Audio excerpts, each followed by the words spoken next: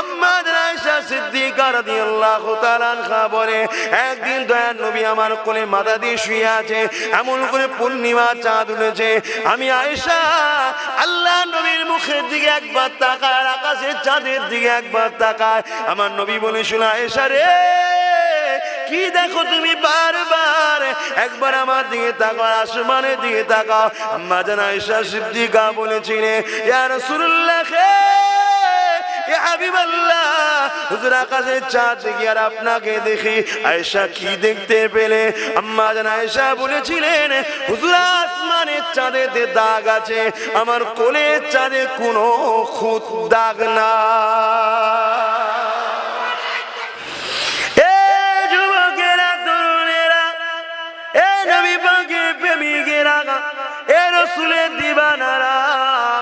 আমার রাসূলুল্লাহ জানিয়ে দিলে, যে মানুষকে ভালোবাসবে আল্লাহ পাকের দয়া তার উপরে হবে। এই যুবকেরা, তরুণেরা, আব্বারা, আল্লাহ নবী একদিন রাস্তা দিয়ে যেতেছিল। নবী আমার দেখতে লাগলেন রাস্তা ধারে একটা বুড়ি বসে আছে, গলায় তার 3টে ঠাকুরের মূর্তি রয়েছে। আল্লাহ নবী দেখতে লাগলেন বুড়ির কেউ খোঁজ নিতে না, বুড়িকে কেউ জিজ্ঞাসা করছে না। আল্লাহ নবী রাস্তা ধারে বুড়ির পাশে বসে গেলে। নবী আমার বসে গিয়ে মা বলে বুড়িকে ডেকেছিল। বুড়িকে যখন মা বলে ডাকে, আরবিতে উম্মুন বলে। এই বুড়ি তখন চোখ তুলে আমার রাসূলুল্লাহ দিকে দেখতে লাগলো, কারণ যে সময়ে ময়া ভরা ডাক দিয়েছে, ওই সময়তে মাকে ছেলেরা হত্যা করে দিত। আল্লাহ নবীর এই ময়া ভরা ডাক শুনে বুড়ি অবাক হয়ে গেল। আল্লাহ নবীকে বলতে লাগলেন, বাবা, ছেলে রেখে তুই বাবা, আর কি সুন্দর তোকে দেখতে না বাবা। আমার রাসূলুল্লাহকে এত সুন্দর দেখতে ছিল। আম্মা আয়েশা সিদ্দিকা রাদিয়াল্লাহু তাআলা আনহা বলে, একদিন দয়ার নবী আমার কোলে মাথা দিয়ে শুয়ে আছে, এমন করে পূর্ণিমা চাঁদ উঠেছে।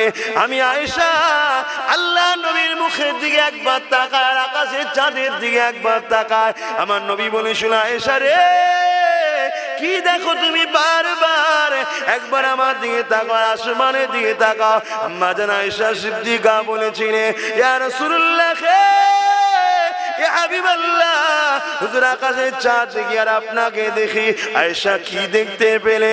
আম্মা জান আয়েশা বলেছিলেন, হুজুর আসমানের চাঁদেতে দাগ আছে, আমার কোলের চাঁদে কোনো খুঁত দাগ না।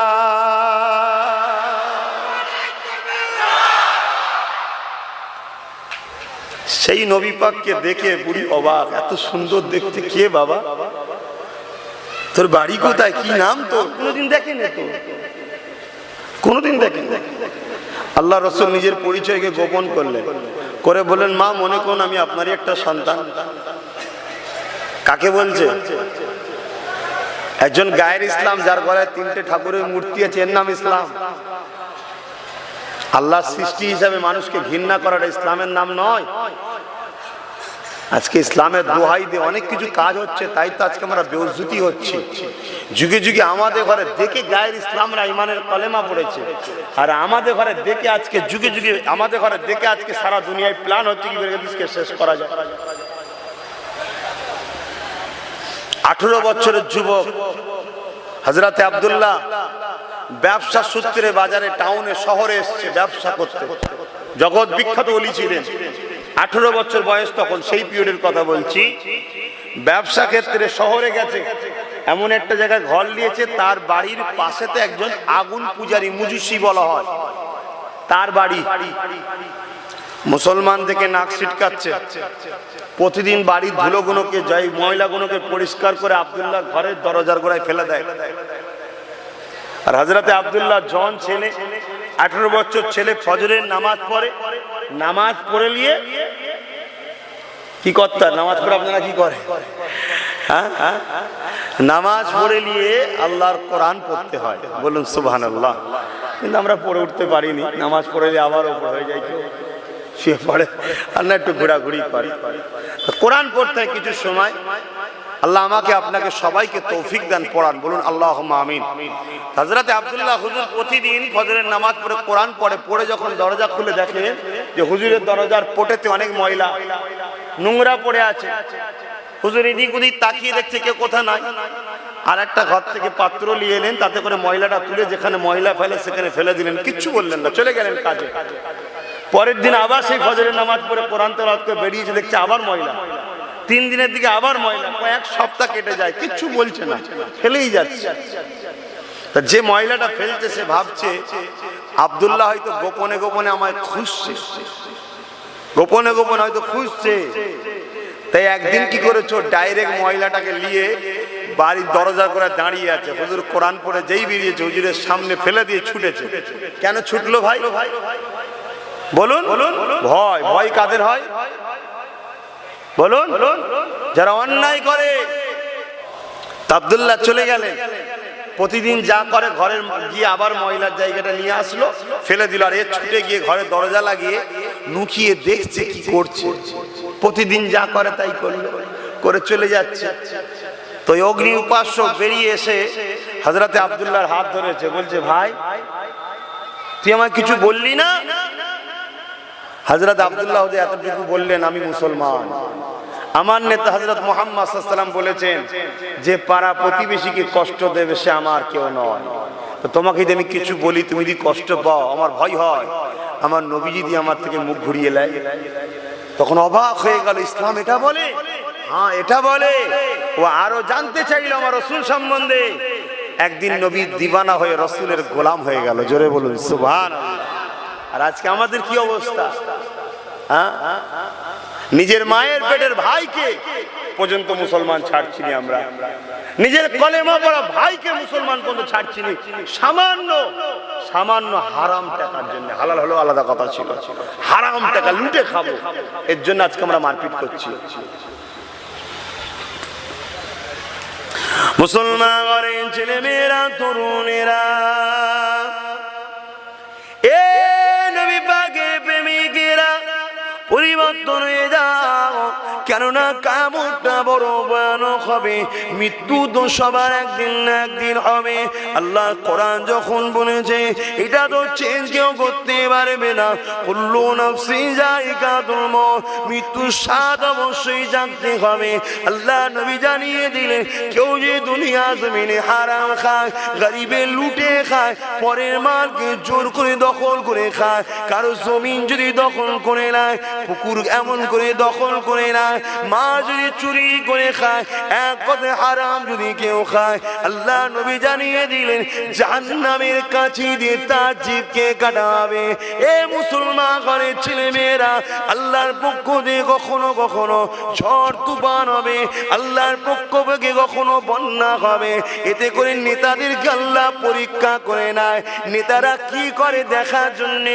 এইগুলো হয় ওই সময় নেতারা যদি নেকি কামাতে পারে, গরিবের যদি সেবা করতে পারে, বিপদগ্রস্ত মানুষের পাশে দাঁড়াতে পারে, তাদের অধিকার যদি পাইয়ে দিতে পারে, দুর্নীতি যদি না করে, আল্লাহ নবী জানিয়ে দিল যে নেতা দুনিয়ার জমিনে ইনসাফ প্রতিষ্ঠিত করবে, ন্যায় বিচার প্রতিষ্ঠিত করবে, আল্লাহর সৃষ্টির সেবা করবে, মানুষ জাতির কল্যাণের কথা ভাববে, আমি রাসূলুল্লাহ জানিয়ে দিই কাল কিয়ামতের ময়দানে যেদিন মাদা ইখতিলা এক হাত উপরে আল্লাহ সূর্যকে নামিয়ে দেবে, নফসি নফসি করতে থাকবে, যেদিনে কোনো ছায়া থাকবে না, ওই সৎ নেতাকে, ওই সৎ লিডারকে আমার আল্লাহ নবী জানিয়ে দিলে আমার আল্লাহ পাক তাকে আরশে আজিমের ছায়া দেবে।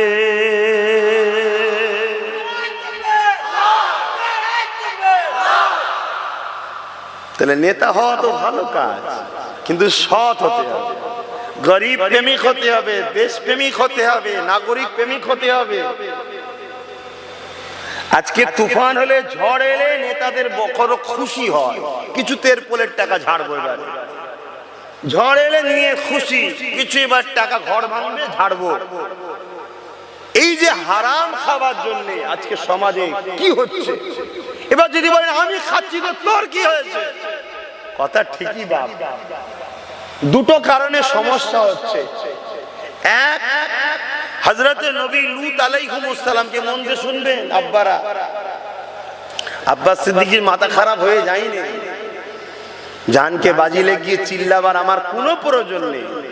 আমার খাবারও অভাব নেই, জলসারও অভাব নেই, ইজ্জতের অভাব নেই, টাকারও অভাব নেই, তাহলে কেন চিল্লাচ্ছি? শোনো, হযরতে নবী লূত আলাইহিস সালামকে আল্লাহ বলেছিলেন, ইমাম সাহেব, হাফেজ সাহেব, মৌলভী সাহেব, পীর সাহেব, দরবেশ সাহেব, হাজী সাহেব, সব সাহেব শোনেন সাহেব, হযরতে নবী লূত আলাইহিস সালামকে আল্লাহ বলেছিলেন, তোমার কওমের মধ্যে থেকে ৮০,০০০ লোককে মারবো, তার মধ্যে ৪০,০০০ ভালো, ৪০,০০০ খারাপ।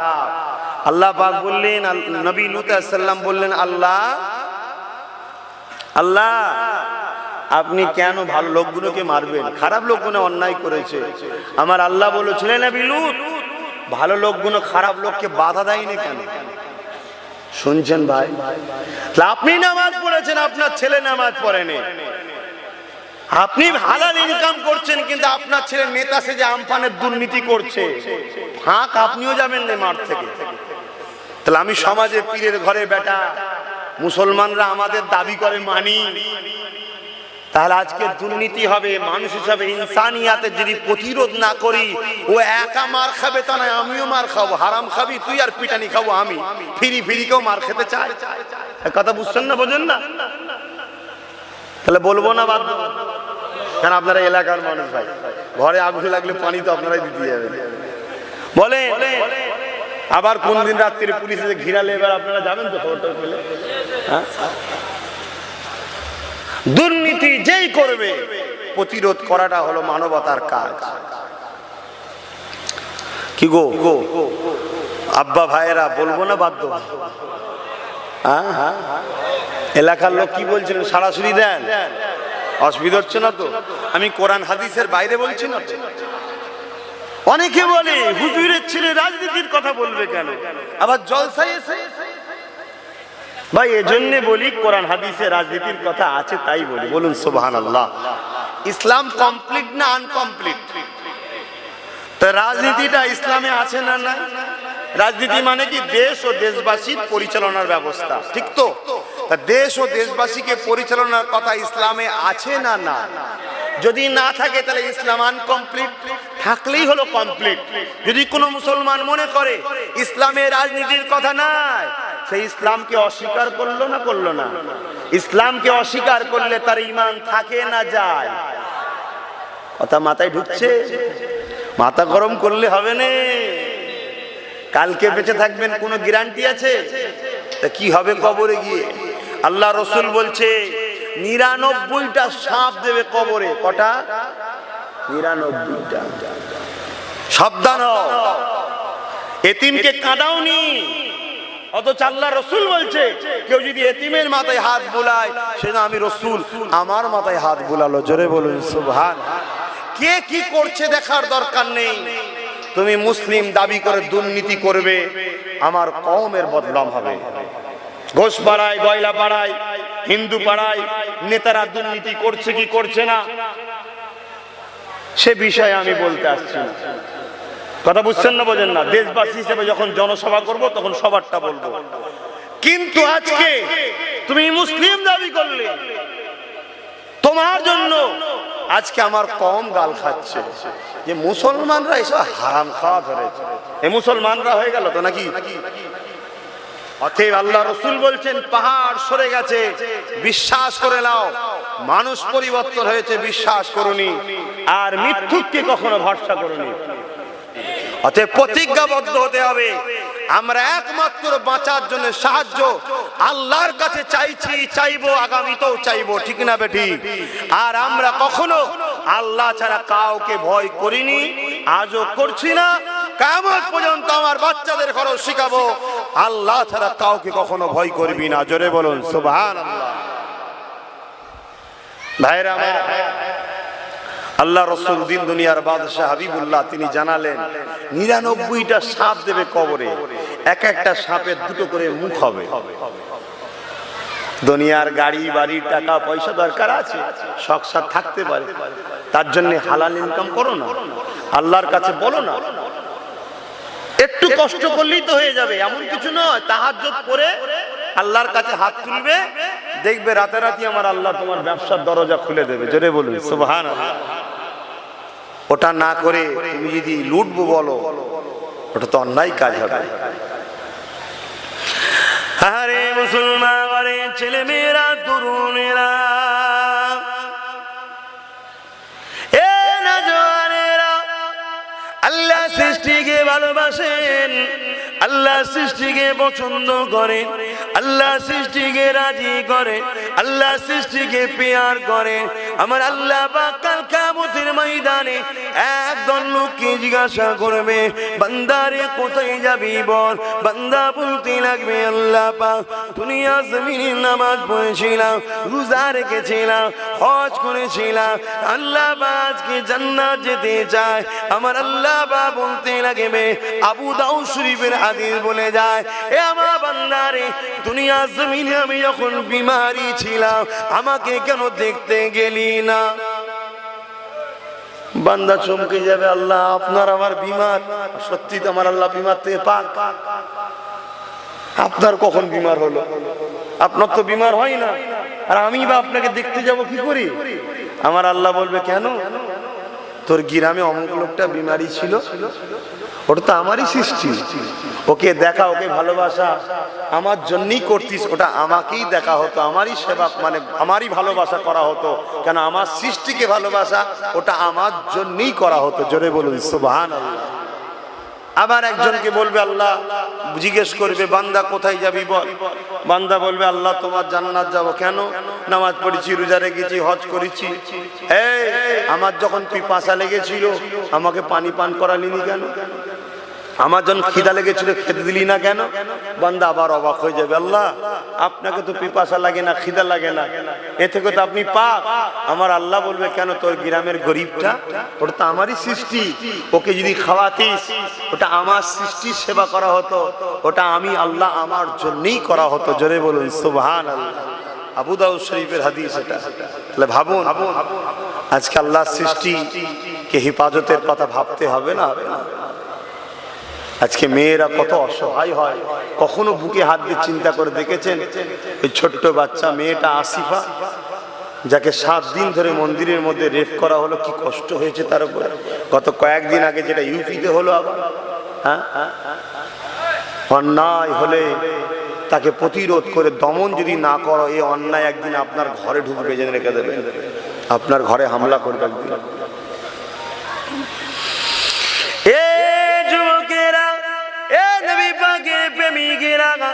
আল্লাহ নবী দি দুনিয়া হাবিবুল্লাহ জানিয়ে দিলে কাল কিয়ামতের ময়দানে আমার আল্লাহ একটা বান্দাকে উঠাবে। ওরে আমার বান্দার এদিকে আয়, হিসাব নিকাশটা আমাকে দে। বান্দা কাঁদতে লাগবে, আল্লাহ পাক আপনি আমাকে সবার সামনে বেইজ্জতি করে দেবেন না, আপনি আমাকে গোপনে গোপনে জাহান্নামে দিয়ে দেন।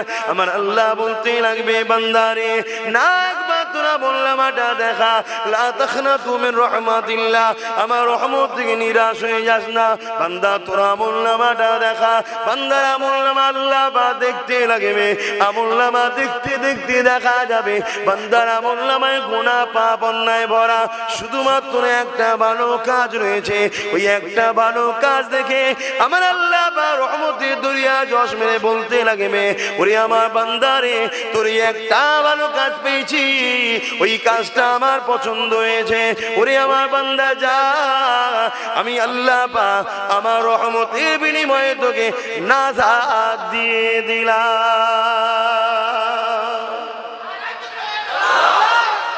ওই একটা ভালো কাজ কি আমরা কম বেশি সবাই জানি।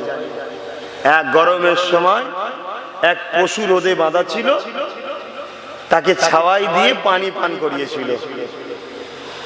আল্লাহ বলছে, বান্দা আমার সৃষ্টির উপরে অত্যাচার হচ্ছিল, কষ্টই পড়েছিল, বিপদে পড়েছিল, তুই মুক্তি দিয়েছিস।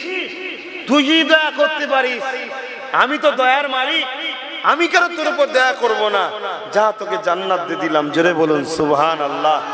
তাহলে আজকে শ্রেষ্ঠ মখলুক আল্লাহ, সেই আল্লাহর মখলুকদের মধ্যে থেকে শ্রেষ্ঠ ধর্ম ইসলাম, সেই ইসলামের মান্যওয়ালা মুসলিম সমাজের যুবকদের ঘরে জোর করে মিথ্যা মিথ্যা মামলা দিয়ে, কাকে জঙ্গি সাজিয়ে, কাকে সন্ত্রাস সাজিয়ে, কার নামে মিথ্যা গ্যাজার মামলা দিয়ে 7 বছর 8 বছর ধরে জেলে তাদেরকে অত্যাচার করে করে মারছে।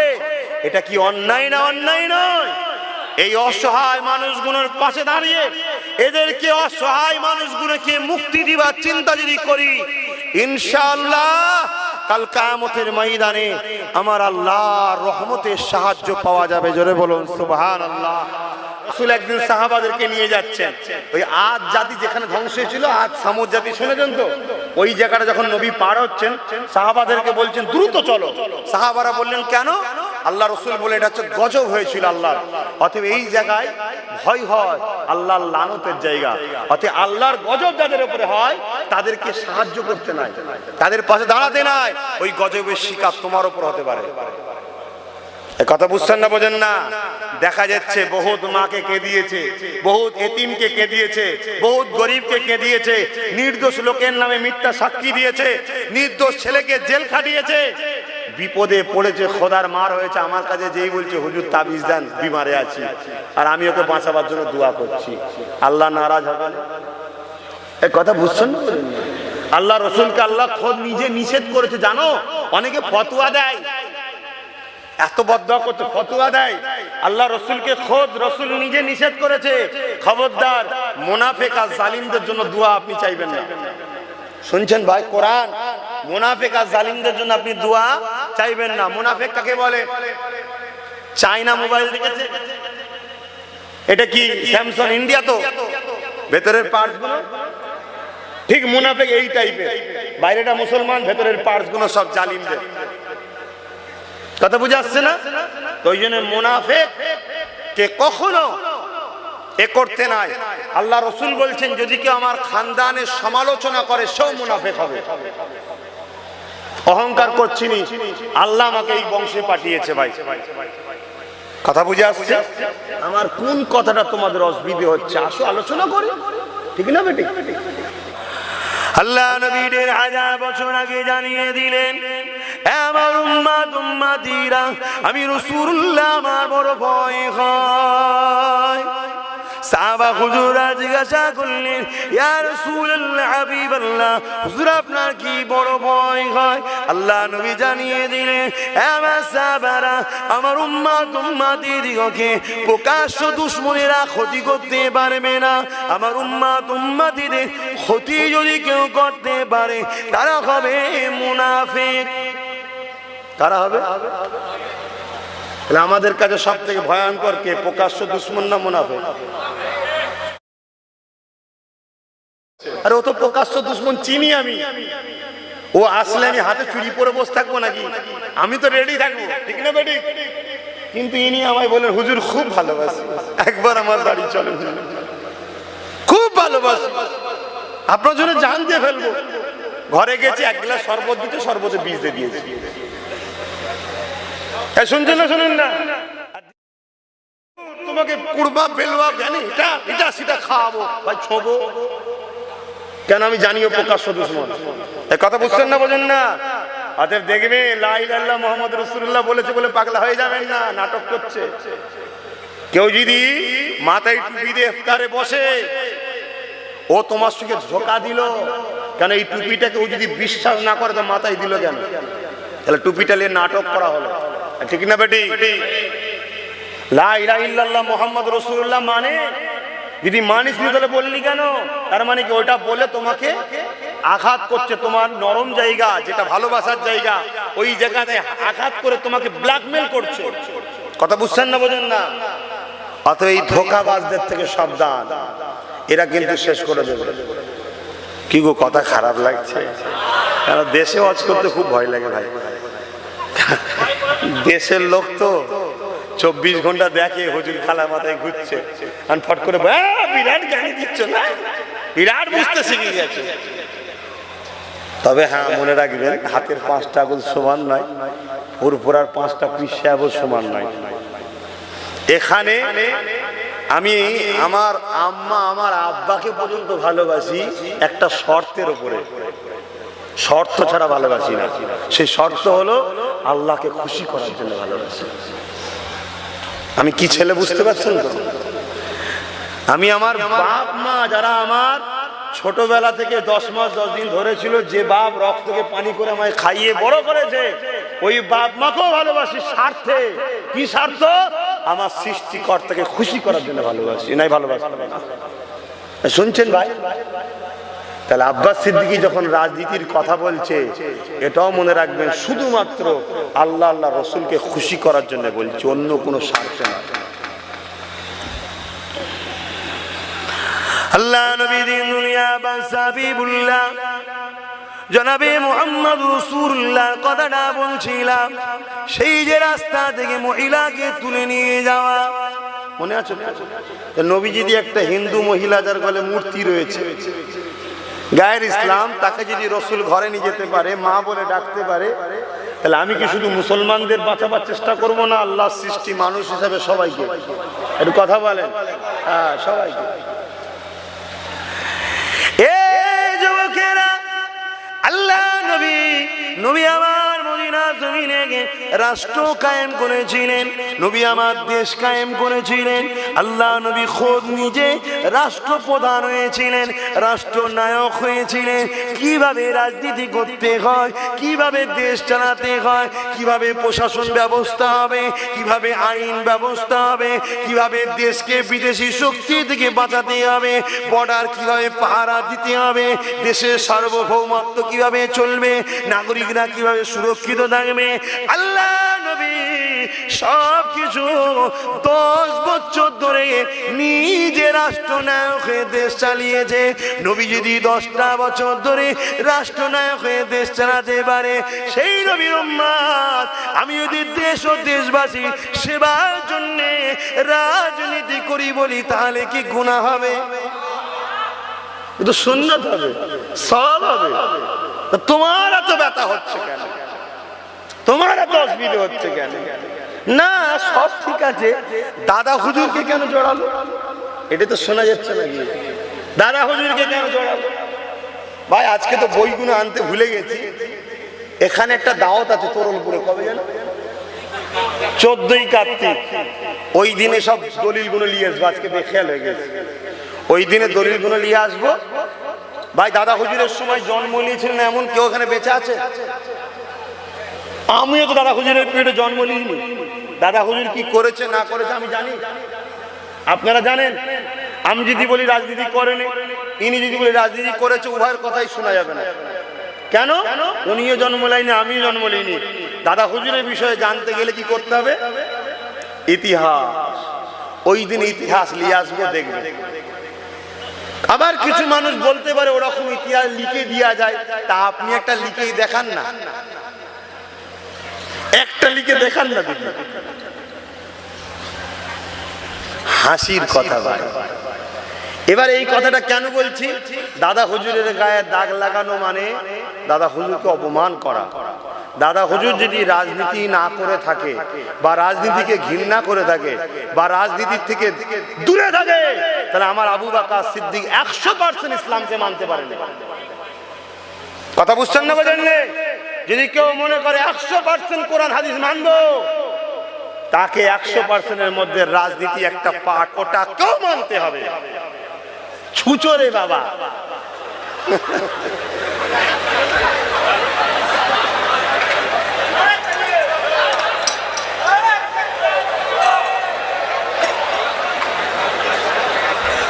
শুনছেন তো নাকি?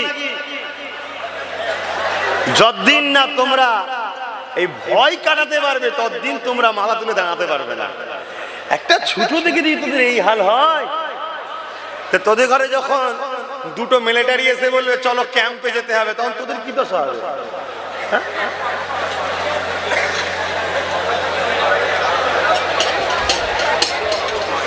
কি গো, গেছে তো তিনি। এখন ছুঁচো সুরাতে কে এসছে কে জানে। শয়তান ঢুকে পড়ে না তো, যে আব্বাস সিদ্দিকী তো বেশ ভাঁড় খুলে দিচ্ছে। কি তাহলে দাদা হুজুর কি করেছে না করেছে ভাই আমি জানি না, কারণ দাদা হুজুরের পেট আমি জন্ম নিইনি। বইয়ে কিতাবে ইতিহাসে যেটা আছে, ওই 14ই কার্তিক নাকি বলে, ওখানে মাগরিবের পরে আছে, আসবো দলিল নিয়ে আপনাদের দেখিয়ে দেবো। কথা বুঝে আজকে আনতে ভুলে গেছি। তবে এতটুকু বলে যাচ্ছি, যদি কেউ 100% ইসলামকে মেনে চলতে চায়, তাকে রাজনীতি সম্বন্ধে ভূমিকা দেখাতেই হবে। এবারে নিজে করা বা শিক্ষা দিয়ে লিডার তৈরি করা, যে কোনো একটা। দাদা হুজুর ছিলেন শিক্ষক, তিনি কিতাবে যেটা পাওয়া গেছে, রাজা হয়ে কোনো জায়গায় বসেন ঠিকই, কিন্তু তিনি রাজা তৈরি করেছে। জোরে বলুন সুবহানাল্লাহ। কেন? তিনি মুজাদ্দিদ ছিলেন, যুগ সংস্কারক। যুগের মধ্যে যত বড়াই কাজ আছে সব থেকে মিটাবা